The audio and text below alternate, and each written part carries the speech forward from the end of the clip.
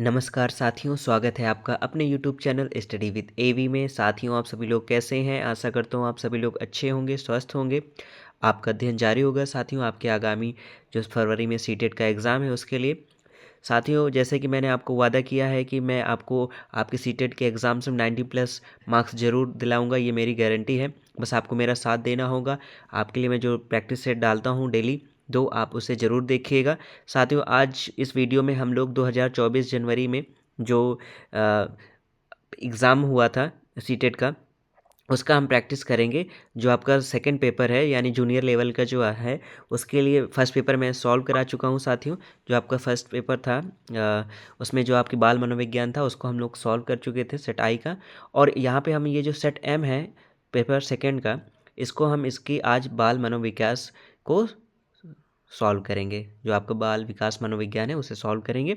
तो साथियों, जो मेरे साथी नए हैं जो पहली बार सीटेट का एग्ज़ाम देने जा रहे हैं, देखिए साथियों ऐसे ही आता है एग्ज़ाम्स, तो आप इसके इंस्ट्रक्शंस पढ़ सकते हैं इस तरह से।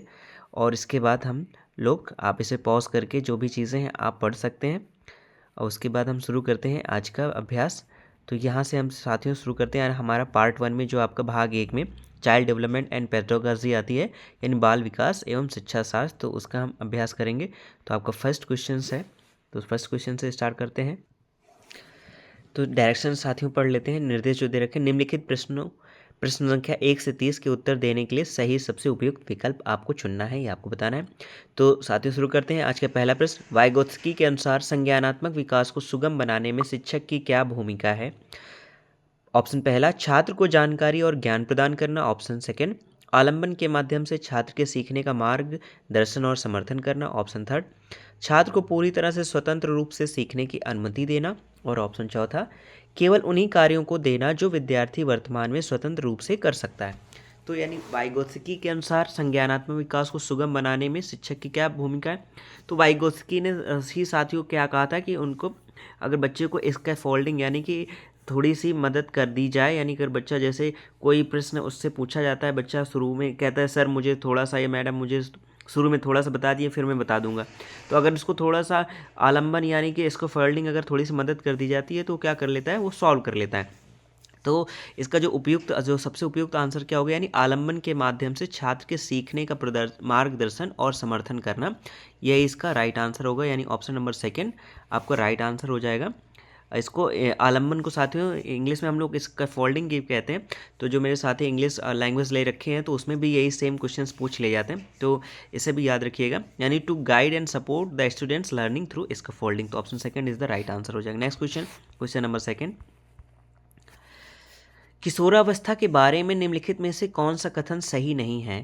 पहला, किशोरावस्था एक सामाजिक रचना है। दूसरा, किशोरावस्था को आमतौर पर यौवन को शुरू करने के लिए माना जाता है। यह एक ऐसी प्रक्रिया है जो यौन परिपक्वता और पुनरुत्थान की क्षमता की ओर ले जाती है। तीसरा, किशोरावस्था बचपन और वयस्कता के बीच विकासात्मक संक्रमण है जिसमें शारीरिक, संज्ञानात्मक और मनोसामाजिक परिवर्तन होते हैं। चौथा, विभिन्न संस्कृतियों के बच्चे एक समान तरीके से किशोरावस्था में प्रवेश करते हैं और इसे अनुभव करते हैं।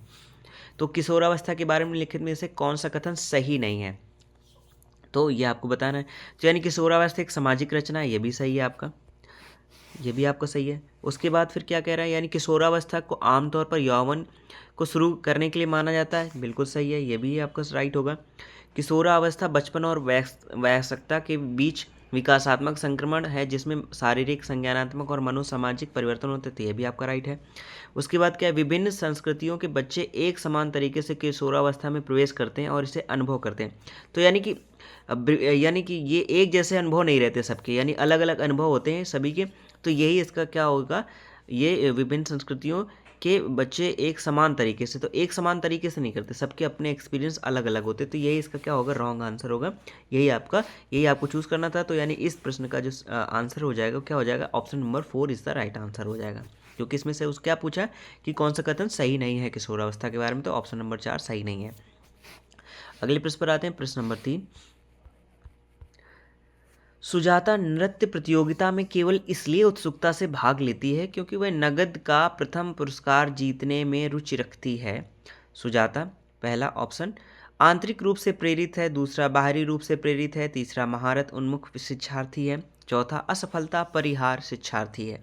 तो सुजाता नृत्य प्रतियोगिता में केवल इसलिए उत्सुकता से भाग लेती है क्योंकि वह नगद का प्रथम पुरस्कार जीतने में रुचि रखती है। ऐसा क्यों है ये आपको बताना है।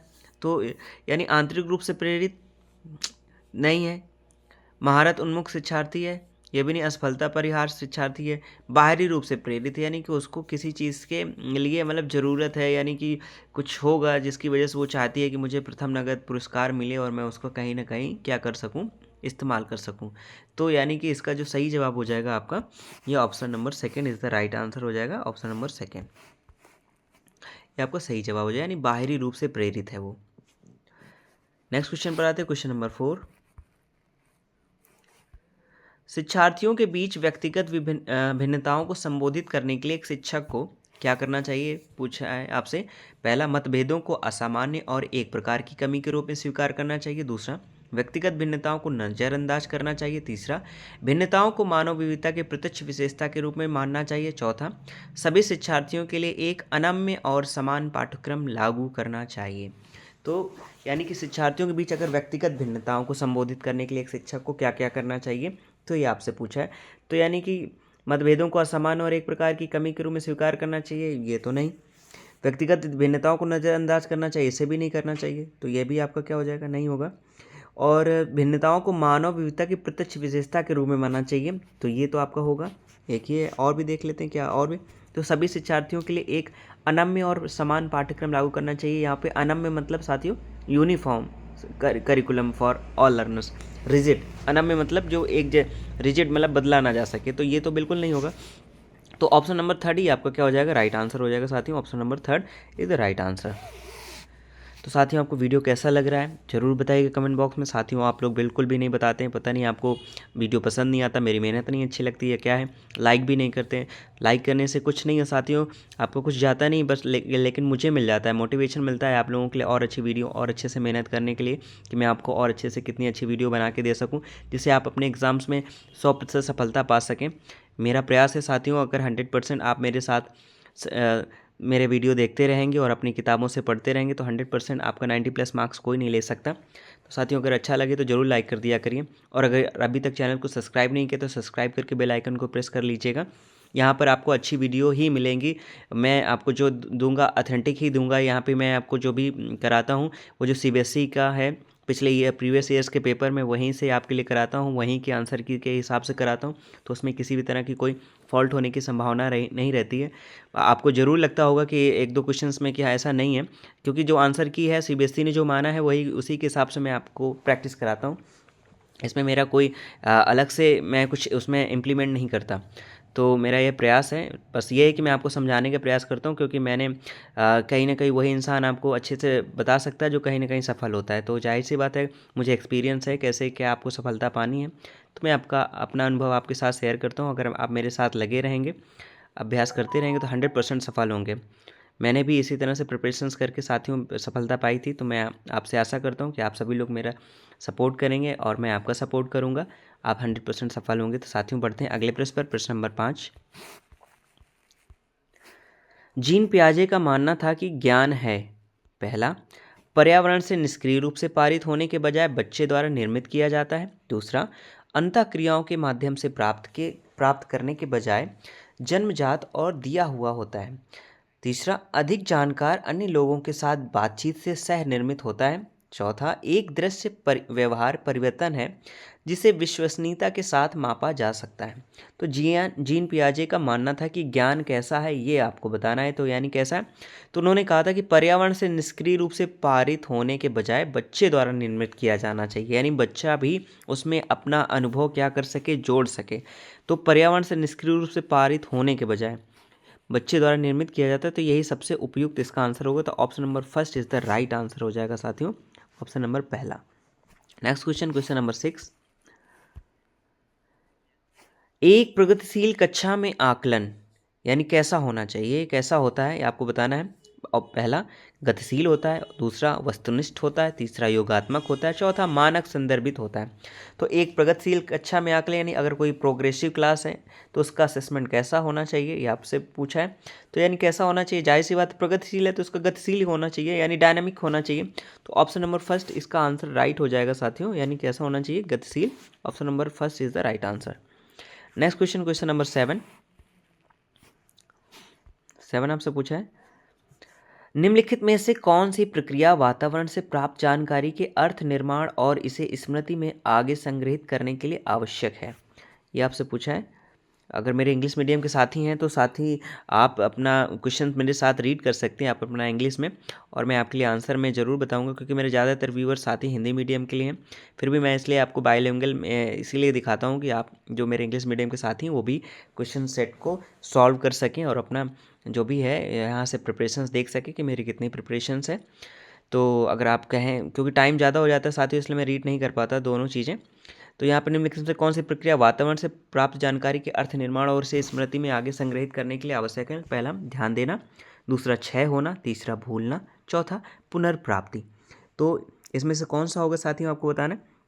तो प्रक्रिया वातावरण से प्राप्त जानकारी के अर्थ यानी कैसे आप कर पाएंगे, स्मृति में आगे कैसे संग्रहित कर पाएंगे, जब किसी चीज़ पे आप फोकस कर पाएंगे, अटेंशन दे पाएंगे, ध्यान दे पाएंगे। तो ये इसका सही जवाब होगा। ऑप्शन नंबर पहला क्या होगा, राइट आंसर हो गया ध्यान देना। Option first is the right answer हो जाएगा इसका। नेक्स्ट क्वेश्चन, क्वेश्चन नंबर 8, निम्नलिखित में से कौन सा एक ऐसे प्रश्न का उदाहरण है जिसमें छात्रों को जानकारी का विश्लेषण करने की आवश्यकता होती है। पहला, to kill a mockingbird उपन्यास का कथानक क्या है। Option second, to kill a mockingbird उपन्यास का विषय क्या है। Third, to kill a mockingbird में लेखक प्रतीकवाद का उपयोग कैसे करते हैं। चौथा, टू किल अ मॉकिंग बर्ड का नायक कौन है। तो निम्नलिखित में से कौन सा एक ऐसे प्रश्न का उदाहरण जिसमें छात्रों को जानकारी का विश्लेषण करने की आवश्यकता है, यानी कि उनको एनालाइज करना है कि जो इन्फॉर्मेशन दे के, तो कौन से उदाहरण से ऐसे प्रश्न का उदाहरण कौन सा है आपको बताना है। तो यानी कि इसमें क्या हो जाए, to kill a mockingbird में लेखक प्रतीकवाद का उपयोग कैसे करते हैं, यानी कि how does the author use symbolism in to kill a मॉकिंग bird.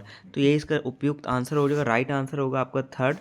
Option number third is the right answer हो जाएगा आपको साथियों। नेक्स्ट क्वेश्चन, क्वेश्चन नंबर 9,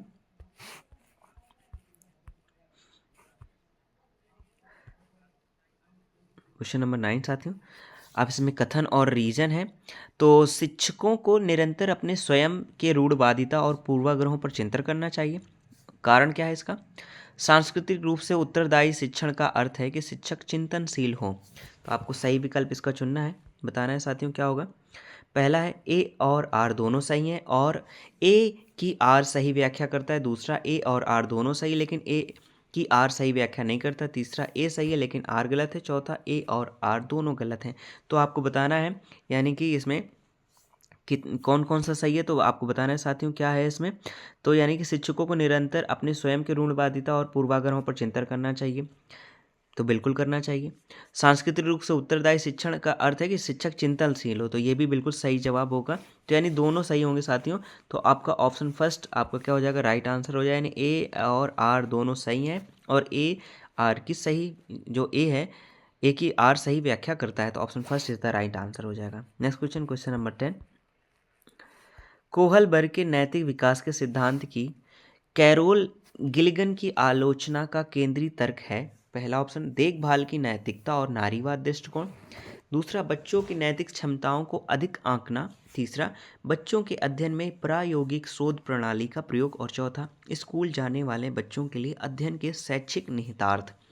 तो कोहलबर्ग के नैतिक विकास के सिद्धांत की कैरोल गिलिगन की आलोचना का केंद्रीय तर्क क्या है, यह आपको बताना है। क्यों उन्होंने ऐसा आलोचना का तर्क दिया। तो यानी कि उन्होंने क्या कहा था कि देखभाल की नैतिकता और नारीवाद दृष्टिकोण, उनका मेन मोटो ये था, ethics of care and the feminist perspective. तो ऑप्शन फर्स्ट क्या हो जाएगा, इसका राइट आंसर हो जाएगा। Option first is the right answer साथियों। नेक्स्ट क्वेश्चन, क्वेश्चन नंबर 11, ये भी आपका कथन और कारण का है साथियों, तो इसे भी देखेंगे और समझेंगे। अभी कथन है, ये क्या कह रहा है, वास्तविक जीवन की समस्याओं और मूर्त अनुभवों से सीखने से बच्चों को अधिगम और जानकारी प्राप्त करने के लिए कई रास्ते मिलते हैं। बिल्कुल सही बात है। विकास अपेक्षाकृत व्यवस्थित और अनुक्रमिक है। तो ये आपको, तो यानी विकास जो अपेक्षाकृत व्यवस्थित और अनुक्रमिक है, तो आपको बताना है। तो ए पहला ऑप्शन है, ए और आर दोनों सही हैं और ए की आर सही व्याख्या करता है। ऑप्शन 2, ए और आर दोनों सही है लेकिन ए की आर सही व्याख्या नहीं करता। और तीसरा क्या है, ए सही है लेकिन आर गलत है। और चौथा, ए और आर दोनों गलत हैं। तो साथ ही इसमें पहचानेंगे क्या है कि कैसे पहचानेंगे, तो यानी कि पहला तो बिल्कुल सही है, वास्तविक जीवन की समस्याओं और मूर्त अनुभवों से सीखने से बच्चों का अधिगम और जानकारी प्राप्त करने के लिए कई रास्ते मिलते हैं। बिल्कुल सही। विकास अपेक्षाकृत व्यवस्थित और अनुक्रमिक है, तो यानी ये भी क्या व्यवस्थित होता है और अनुक्रमिक होता है। लेकिन यहाँ पे देखिए कारण कैसे जोड़ते हैं ये आपको समझना है। यहाँ पे बात हो रही वास्तविक जीवन की समस्याओं के बारे में बात हो रही, और यहाँ पे क्या कह रहा है वो विकास। बात दोनों सही है लेकिन एक दूसरे से रिलेटेड नहीं है, उसका सही में उसका एक्चुअल में कारण नहीं है। तो यानी ए और आर दोनों सही है लेकिन जो आर है वो ए की सही व्याख्या नहीं करता, यानी ए की आर सही व्याख्या नहीं करता। तो ऑप्शन सेकंड क्या हो जाएगा आपका राइट आंसर हो जाएगा। Next question, question number 12। अपठन वैकल्य डिसलेक्सिया एक स्थिति है जो विद्यार्थी की क्षमता को प्रभावित करती है। कैसे करती है, यानी डिसलेक्सिया जो होती है वो किस तरह से प्रभावित करती है साथियों। तो पहला, भावनात्मक चित्र बनाने। दूसरा, तंत्रिकीय न्यूरोलॉजिकल ध्वनियों को प्रतीकों चिन्हों के साथ जोड़ने। तीसरा, शारीरिक साथियों के साथ समाजीकरण। चौथा, संवेदी शारीरिक गतिविधियों के समन्वय।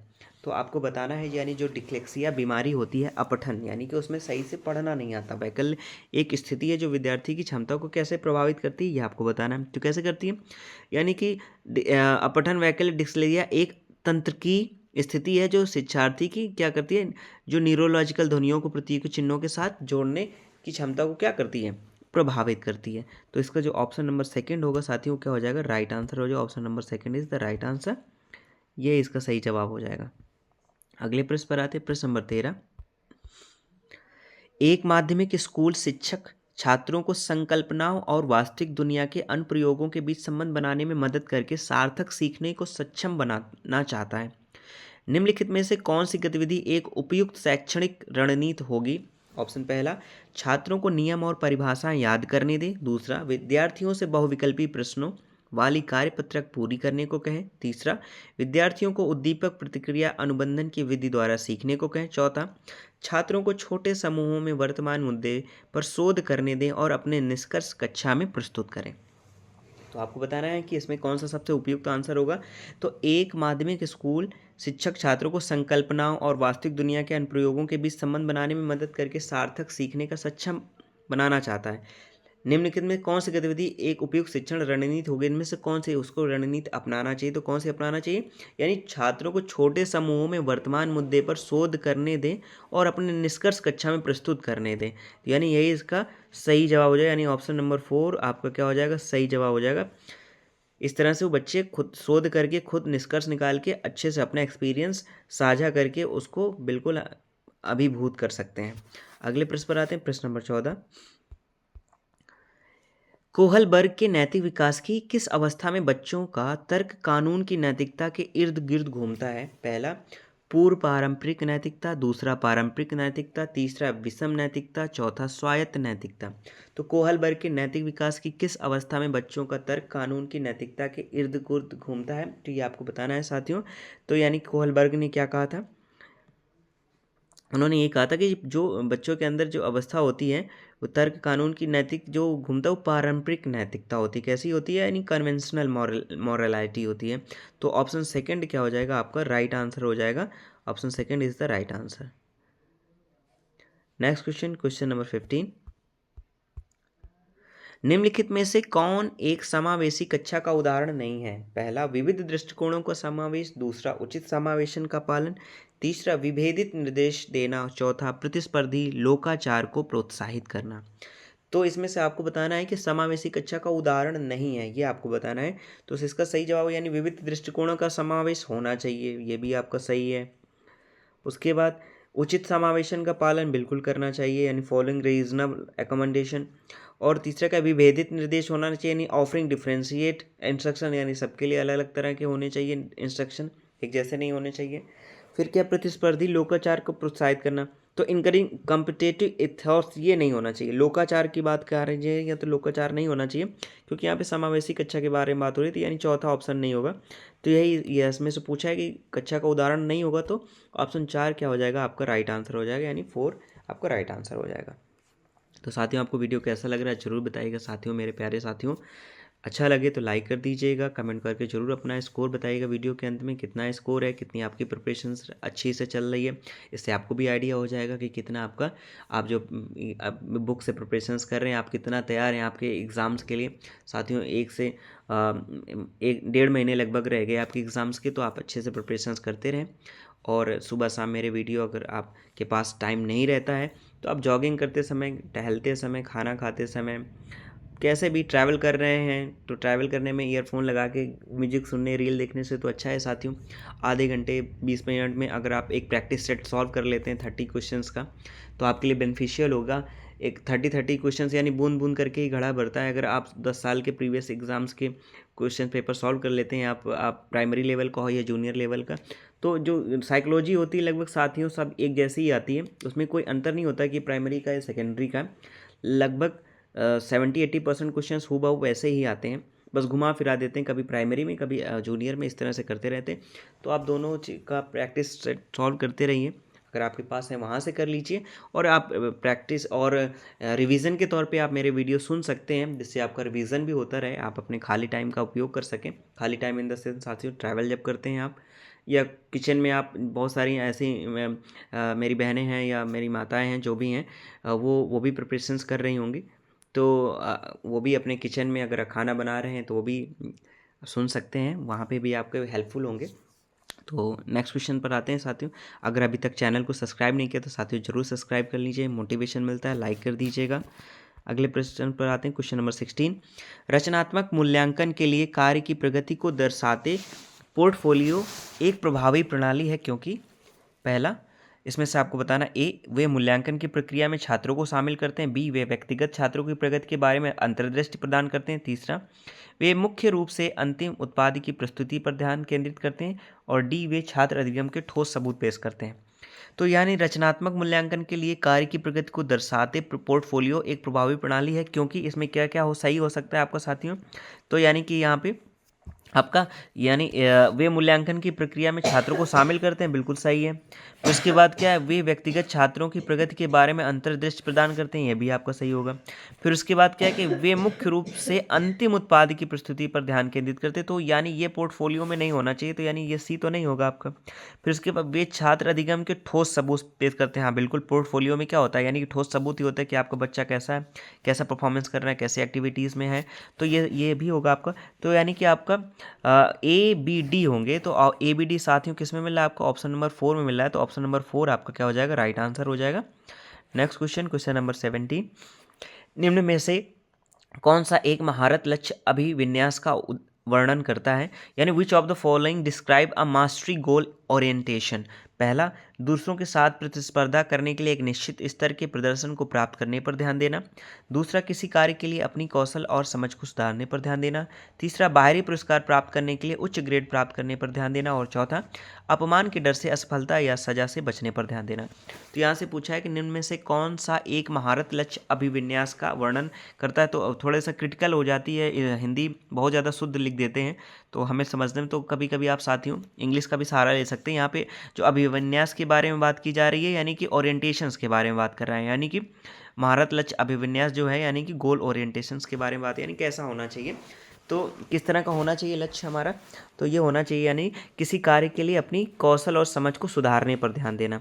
तो ऑप्शन नंबर 2 क्या हो जाएगा, इसका राइट आंसर हो जाएगा, option number 2 is the right answer साथियों। Next question, question number 18। निम्नलिखित में से कौन प्रगतिशील की शिक्षा में शिक्षक की भूमिका का सबसे अच्छा वर्णन करता है। पहला, शिक्षक कक्षा में ज्ञान और प्राधिकार को प्राथमिक स्रोत है। दूसरा, शिक्षक बच्चों को प्रयोग करने के लिए विविध सामग्री प्रदान करता है और आवश्यकता पड़ने पर आलम्बन प्रदान करता है। तीसरा, शिक्षक पाठ्यचर्या मानकों का कड़ाई से पालन सुनिश्चित करने के लिए जिम्मेदार है। चौथा, शिक्षक बच्चों को स्वतंत्र रूप से सीखने देता है और उनके सीखने में हस्तक्षेप नहीं करता। तो निम्नलिखित में से कौन प्रगतिशील कक्षा में शिक्षक की भूमिका का सबसे अच्छा वर्णन है साथियों। तो क्या है सबसे अच्छा वर्णन, यानी कि एक बेस्ट शिक्षक क्या है, यानी शिक्षक बच्चों का को प्रयोग करने के लिए विविध सामग्री प्रदान करता है। तो ऑप्शन नंबर सेकंड, और आवश्यकता पड़ने पर आलम्बन प्रदान करता है, यानी इसको फोल्डिंग यानी इनको सपोर्ट देता है। तो ऑप्शन सेकंड ही इसका सबसे राइट आंसर हो जाएगा। तो ऑप्शन सेकंड आपका क्या हो जाएगा, राइट आंसर हो जाएगा। नेक्स्ट क्वेश्चन, क्वेश्चन नंबर 19, पाठ्य पुस्तकों और मीडिया में विभिन्न जेंडर का प्रतिनिधित्व कितना और किस तरीके से किया जाता है? जैसे महत्वपूर्ण प्रश्न पूछने से किसको प्रोत्साहन मिलेगा? पहला, जेंडर रूढ़ियों पर सवाल उठाना। दूसरा, जेंडर स्थिरता को मजबूत करना। तीसरा, जेंडर पहचान को मजबूत करना। चौथा, जेंडर भूमिका की नम्यता के हतोत्साहित को। तो पाठ्यपुस्तकों और मीडिया में विभिन्न जेंडर का प्रतिनिधित्व कितना है, किस तरीके से किया जाता है? जैसे महत्वपूर्ण प्रश्न पूछने से किसको प्रोत्साहन मिलेगा? ये प्रोत्साहन मिलेगा साथियों, यानी जेंडर रूढ़ियों पर सवाल उठाने पर। तो यानी कि क्वेश्चनिंग जेंडर स्टेरियोटाइप्स। तो ऑप्शन फर्स्ट क्या हो जाएगा आपका, राइट आंसर हो जाएगा। Option first is the right answer. Next question 20, Jean पियाजे के अनुसार चिन्हों के लिए चिन्हों का प्रयोग करने की क्षमता, जैसे कि अक्षर एक्स को अज्ञात अंक के लिए मानने की क्षमता, गैप है यहाँ पे, के दौरान विकसित होती है। और विद्यार्थियों को यहाँ पे भी गैप है, सीखने में सक्षम बनाती है। यानी कि यहाँ पे क्या भरेंगे पहले, यानी एक्स अक्षर जो एक्स को अज्ञात अंक के लिए मानने की क्षमता है, उसमें क्या पहला ऑप्शन मूर्त संक्रियात्मक अवस्था, बीजगणित और गणना। दूसरा, मूर्त संक्रियात्मक अवस्था संरक्षण और क्रमबद्धता। तीसरा, औपचारिक संक्रियात्मक अवस्था, बीजगणित और गणना। चौथा, औपचारिक संक्रियात्मक अवस्था, संरक्षण और क्रमबद्धता। तो इसमें आपको बताना है कि क्या सही जवाब होगा साथियों। तो इसमें सही होगा, यानी जीन पियाजे के अनुसार चिन्हों के लिए चिन्हों का प्रयोग करने की क्षमता, जैसे कि अक्षर एक्स को अज्ञात अंक के लिए मानने की क्षमता, यानी औपचारिक संक्रियात्मक के दौरान विकसित होती है और विद्यार्थियों को बीजगणित और गणना में सक्षम बनाती है। यानी एक्स मान के करते ना, कि एक्स मान लिया, तो एक्स हम किस में मानते हैं साथियों, बीजगणित में ही तो मानते हैं। तो ऑप्शन यानी बीजगणित यहाँ पे इसमें आया, और औपचारिक संक्रियता किस में, तीसरे नंबर। तो तीसरा ऑप्शन क्या हो जाएगा आपका, सही जवाब हो जाएगा। यानी फॉर्मल ऑपरेशन स्टेट, यानी फॉर्मल ऑपरेशन स्टेट से ही तो करके सीखते हैं कि मान लिया एक्स का मान, यानी किसी भी चीज़ को कि माना एक्स का एक्स ये है और उसके हिसाब से उसमें ऑपरेशंस करते हैं, तो ये तो होगा फॉर्मल ऑपरेशन स्टेज और अलजेब्रा एंड कैलकुलस, यही कर देंगे। तो ऑप्शन थर्ड इसका क्या हो जाएगा, राइट आंसर हो जाएगा। नेक्स्ट क्वेश्चन, क्वेश्चन 21, आलोक निम्नलिखित व्यवहार दिखाता है। पढ़ते समय सिर को अजीब स्थिति में पकड़ना, आंख को बार बार मूंदना और रगड़ना, आंखों की लाली सूजन, अक्षर पहचान में भ्रमित होना, यह किसके संभावित लक्षण हो सकते हैं? ऑप्शन फर्स्ट, दृष्टि संबंधी समस्या। दूसरा, भाषा की समझ की समस्या। तीसरा, स्वलीनता विकार। चौथा, संचार संबंधी विकार। तो आपको बताना है, तो जाहिर सी बात है साथियों, आँख को बार बार बंद कर रहा है, उसे रगड़ रहा है, सूजन है, लाल है, तो ये सब किसके दृष्टि संबंधी समस्या है। तो ऑप्शन फर्स्ट इसका क्या हो जाएगा, राइट आंसर हो जाएगा। Option first is the right answer. Next question 22, इसमें भी क्या है, कथन और कारण का है साथियों, तो इसे भी हम सॉल्व करेंगे, समझेंगे अच्छे से। यानी क्या है कथन, एक समावेशी कक्षा में सीखने के लक्ष्यों और शैक्षणिक रणनीतियों के साथ साथ आकलन में अनुकूलन किया जाना चाहिए। कारण, समावेशन का दर्शन शैक्षणिक दृष्टिकोण और मूल्यांकन के माध्यम से सभी व्यक्तिगत मतभेदों को समाप्त करने की वकालत करता है। तो यहाँ पर देखिए साथियों, क्या है उसने कहा, क्या कहा है ये, उसने कहा है कि एक समावेशी कक्षा में सीखने के लक्ष्यों शैक्षणिक रणनीतियों के साथ साथ आकलन में अनुकूलन किया जाना चाहिए। बिल्कुल सही, किया जाना चाहिए, अनुकूलन तो होना ही चाहिए। तो आपका ये भी फर्स्ट ये कथन तो सही है। और कारण पे आते हैं, यानी कि इससे जोड़ते हैं, यानी कि समावेशन का दर्शन शैक्षणिक दृष्टिकोण और मूल्यांकन के माध्यम से सभी व्यक्तिगत मतभेदों को समाप्त करने की वकालत करता है ना। बिल्कुल वकालत, यानी व्यक्तिगत मतभेद, यानी कि सबकी डिफरेंशिएंसी क्या होती है, अलग अलग होती है, इंडिविजुअल डिफरेंसेस अलग अलग होते हैं, उसी के हिसाब से सबकी पेडागोजी होती है अलग अलग, उसी के हिसाब से आपको बच्चे को समझना होता है। तो ये तो बिल्कुल नहीं होगा कि समाप्त करना है, यानी समाप्त तो बिल्कुल नहीं करना है, यानी कि उनको और अच्छे से देखना है, उनके व्यक्तिगत मतभेदों का अगर उनको समझ में नहीं आ रहा है तो उसके हिसाब से हमें मूल्यांकन करना है। तो कारण तो आपका गलत हो गया, तो यानी कि केवल कथन ही सही है। तो यानी कि यहाँ पे आपको बताना है, तो ए तो सही है लेकिन आर गलत है, तो यही आपका क्या हो जाएगा, देखिए यहाँ पे आप पढ़ते हैं हमें से, यानी कि इसमें कौन सा ए सही है लेकिन आर गलत है, तो इसका ऑप्शन नंबर थर्ड क्या हो जाएगा, राइट आंसर हो जाएगा। ऑप्शन थर्ड क्या हो जाएगा, राइट आंसर हो जाएगा, ये याद रखिएगा। ऐसे ही साथियों इसको मिला के पढ़ते हैं, जैसे हमें कारण और कथन जो है उसका रिलेशन में पता चल जाता है। Next question, question number 23। लेव व्यगत्स्की के अनुसार बच्चे गैप के साथ अंतःक्रिया के अनुभव से लाभान्वित होते हैं और उन कार्यों को कर पाते हैं जो उनके समीप दूराभिमुख विकास के क्षेत्र के हैं। यहाँ पे भी आपको फिल करना है। तो यानी लेव व्यगत्स्की ऑप्शन क्या है, अधिक जानकर अन्य अंदर, दूसरा अधिक जानकर अन्य बस बाहर, तीसरा भौतिक वातावरण अंदर और चौथा भौतिक वातावरण बस बाहर। तो यहाँ पे क्या भरेंगे पहले वाले में, ये आपको बताना है। तो यानी लेव व्यगत्स्की के अनुसार बच्चे अधिक जानकार के साथ यानी अधिक जानकार अन्य के साथ अंतःक्रिया अनुभव से लाभान्वित होते हैं और उन कार्यों को कर पाते हैं जो उनके समीप दूराभिमुख विकास के क्षेत्र के अंदर हैं। तो यानी यही इसमें सबसे पहला ऑप्शन ही मैच कर रहा है, तो ऑप्शन फर्स्ट क्या हो जाएगा, राइट आंसर हो जाएगा। यही इसके लिए सबसे बेस्ट आंसर है, तो option first is the right answer. Next question 24। एक शिक्षिका ने नोटिस किया कि उसका एक छात्र अत्यधिक विचलित है और उसे कक्षा के दौरान ध्यान देने में परेशानी होती है। निम्नलिखित में से कौन सी रणनीति छात्र को केंद्रित रहने में मदद करने के लिए एक प्रभावी रणनीति होगी, यानी क्या अपनाना चाहिए शिक्षिका को कि अगर किसी बच्चे के साथ ऐसा हो रहा है उसके। पहला ऑप्शन, छात्र को कक्षा के दौरान बार बार करने के लिए कार्य देना। दूसरा, छात्र को सख्ती से अपना अवधान अवधि बढ़ाने के लिए कहना। तीसरा, स्वनियमन और समय प्रबंधन के लिए छात्र को टाइमर देना।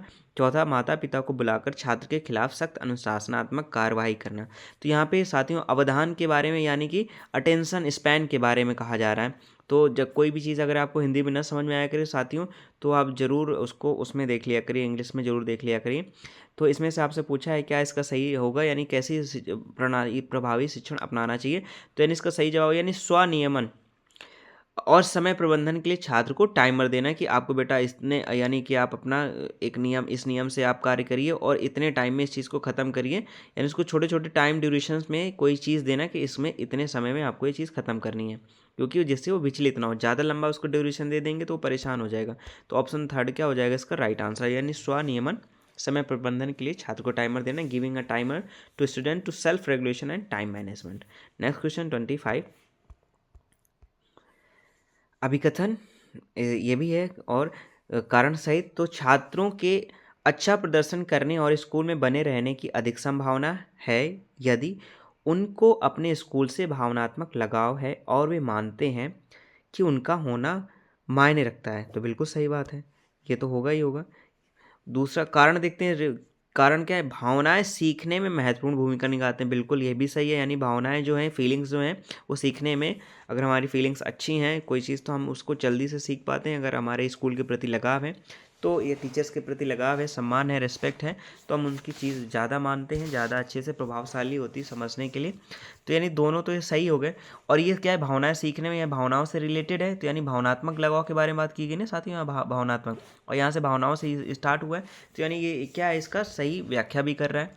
तो इसमें क्या है, यानी कि ए और आर दोनों सही हैं और ए की आर सही व्याख्या करता है। तो ऑप्शन फर्स्ट इसका क्या हो जाएगा, राइट आंसर हो जाएगा। Next question, question number 26। निम्नलिखित में से कौन सा संरचनावादी अधिगम सिद्धांत का मूल सिद्धांत है। पहला, शिक्षकों के छात्रों को प्रत्यक्ष निर्देश और स्पष्ट मार्गदर्शन प्रदान करना चाहिए।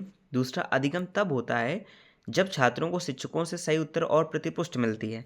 तीसरा, छात्र अपने पर्यावरण के साथ सक्रिय संलग्नता के माध्यम से अपने ज्ञान का निर्माण करते हैं। चौथा, अधिगम मुख्य रूप से एक निष्क्रिय प्रक्रिया है जिसमें सूचना प्राप्त करना और याद रखना शामिल है।